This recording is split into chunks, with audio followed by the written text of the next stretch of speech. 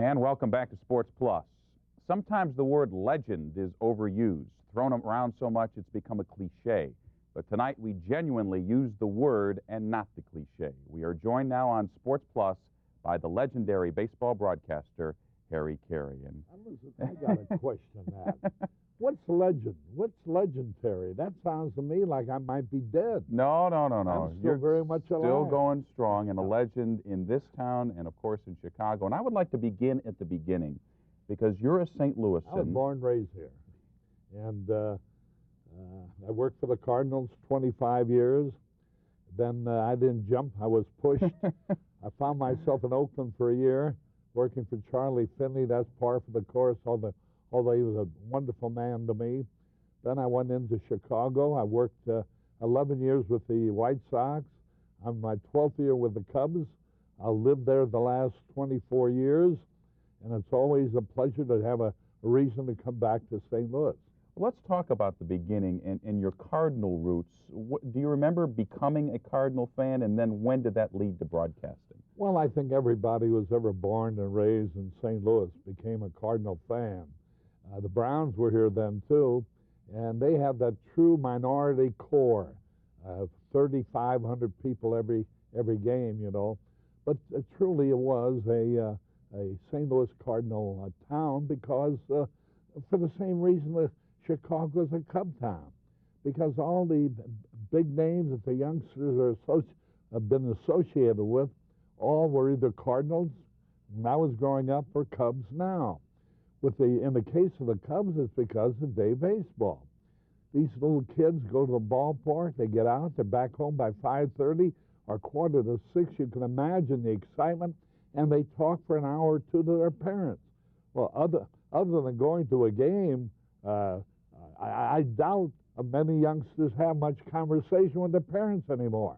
But when you've been at Wrigley Field, you have so much to talk about, especially at that impressionable age.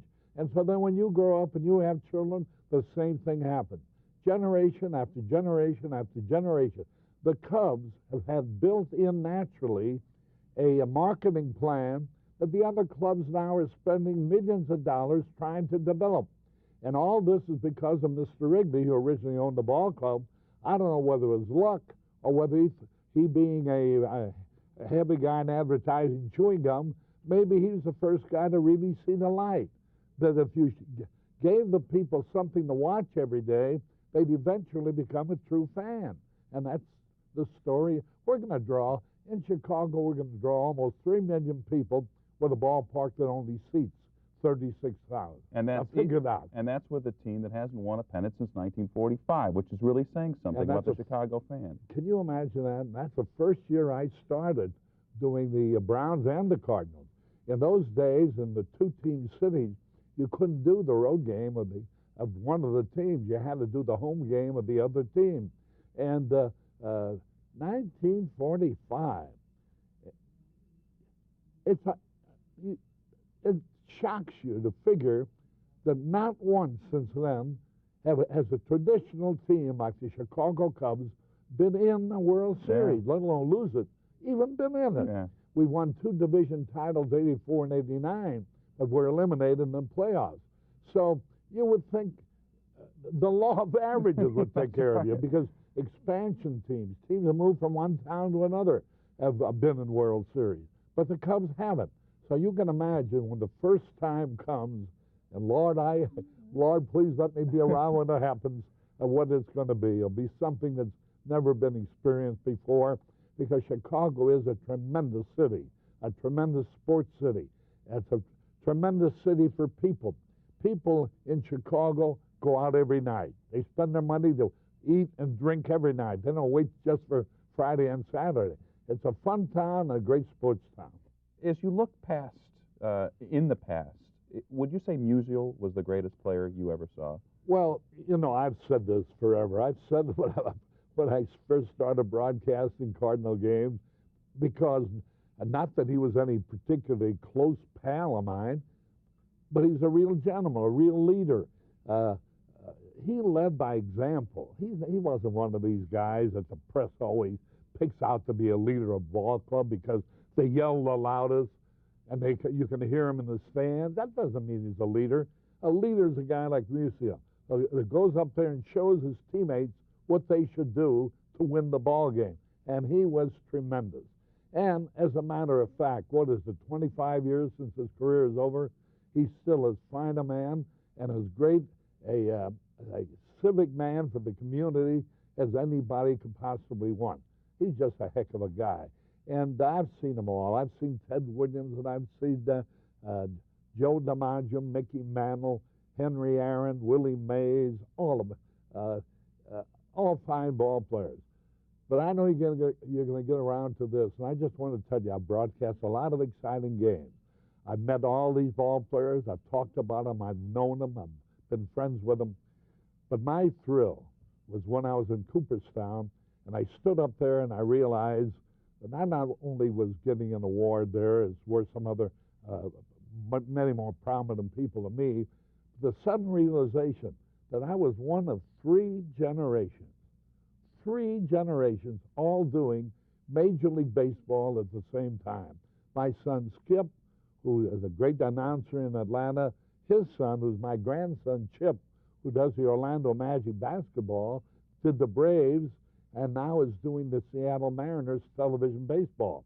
And that realization, it never has been done before, and it probably will never be done again. And probably the only reason it happened to me, because I was smart enough to get married the first time when I was only 8 years old.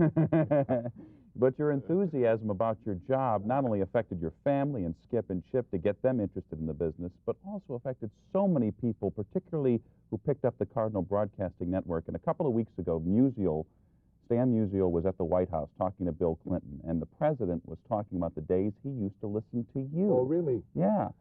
Well, you know, that's a funny thing, because Monday night, I was at they have a Voices of Baseball. Kurt Smith wrote a book. Right. And they have Jack Buck's going to be there in a couple of weeks. Bob Costa's there next Monday night. Mel Allen's been there, Ernie Harwell. And last Monday night was my turn.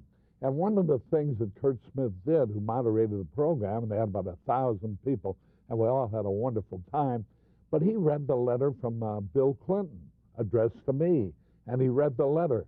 And that meant that I had a letter from Harry Truman, Dwight Eisenhower, Ronald Reagan, George Bush, Richard Nixon.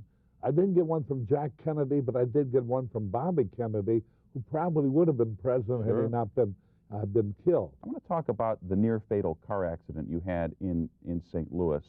Not so much the car accident, but what you did on opening day the next year. People didn't even know if you'd be back, and there you were. Well, I've been, naturally I was on crutches, but I have thrown away, and then on canes, and for maybe a week or so. And then opening night, I being a little ham in me, I start walking out with the two canes. I got halfway to the microphone. I throw one cane away. Everybody applauds. I get nearer to the microphone. Everybody's yelling, "Throw the other one away." I throw the other one away, and I get to the microphone. And but the fatal accident, I don't think too much about that. When I really chipped my life almost out of it, which really I came close to dying when I got a stroke. I was playing gin rummy at the country club in Palm Springs, and suddenly I couldn't hold my cards. I was sweating, perspiring, threw a little water on my face, came back, and one of the fellows was astute enough to know something was wrong. He had called a 911 number, and the next thing you know, I'm in the hospital there, Desert Hospital. And all of a sudden I realized I can't move my right leg, can't move my right hand, and I think I'm talking incoherently. And this is Thursday, and I went in on Friday night. And that's how long I've been in a coma. And of course, you can imagine my state of despondency. And I was sure my life was over. As a matter of fact, I wanted to die if I couldn't resume my life anyway. So my wife began to bring in, Dutchie began to bring in these boxes of mail. We stopped counting at 175,000, and we had just scratched the surface. And I don't know, medically, probably doctors will tell you that had nothing to do with it. But to me, the encouragement I got from these letters all over the country, places I never thought anybody even heard of me, but they were watching TV. And before TV, you know, when I first started, and when we did our broadcast on KMOX, there was no television. There was no team in Atlanta, no teams in Texas, no teams in California. And KMOX had 187 radio stations on the network. And so they heard me all over the country. So when I started doing a television for WGN, my name wasn't a stranger to people because they've been hearing me for a long time. And that probably had a lot to do with it. But that's the encouragement I got from reading these letters made me, in my heart, want to recover, want to get back. And do you know that in almost 50 years now, those are the only games I miss. From April to the end of May, that's the only time I missed an inning that I was supposed to do. So the longevity probably is the greatest talent I've had. Well, I don't know about that. I mean, we talked about legend at the beginning of this interview. I mean, as a broadcaster, you are so beloved in this country, and let's talk about that. And do you think the style that you have, being an announcer, you always said you're a fan doing a game. Do you think the style has a lot to do with why you're so popular? Well, I don't think there's any doubt about that. But I started that style from the day I first doing a game, because as a fan, you know, when the main slugger on the team strikes out with the bases loaded, when a fly ball would have won the game, it's got to show in your voice. If you're a fan, I am. I've never gone to the ballpark with the idea of criticizing anybody. I want everybody on the team that I'm broadcasting for to get 3 hits, and I want the pitcher to pitch a no-hit game or at least a shutout. But wishing doesn't make it so. If he strikes out, if he makes the error, and even errors, I don't call the errors, the scorer calls them an error. But when a ball should be caught, the people know I think it should be caught.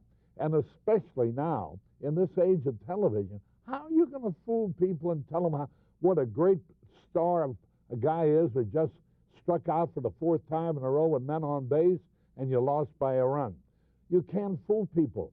And actually, I think, and I like, baseball is a radio announcer's game where the announcer, through his own vocabulary, his own use of it, his own emotion, makes the fan either excited or not excited, makes him feel something special. Whereas television, heck, you can see what's happening. And I honestly believe everybody on television talks too much. My idea of the only guy who ever had a television style was a guy named Ray Scott, who did professional football for the Green Bay Packers. Sure. He always used about 1 or 2 words. Star is back, Horning running to the right, Taylor carries the ball, touchdown. And every guy came in the picture just as they mentioned a name. But everybody, listen to the broadcast today. The football broadcast, the basketball broadcast. You're watching, you hear nothing but talk. The picture tells you the whole thing, and especially in baseball. It's tough to develop a style in baseball as it should be, because if you don't talk enough, they think you're dead. They think there's no excitement in you. Well, I'll tell you one thing, nobody ever accused me of not adding to the excitement of any event. How much longer are you going to continue? If I feel as good next year, God willing, if I feel as good as I do right now, I'm going to try for that second 50. I think that'd be fun. Harry, thank you very much. It's been a pleasure.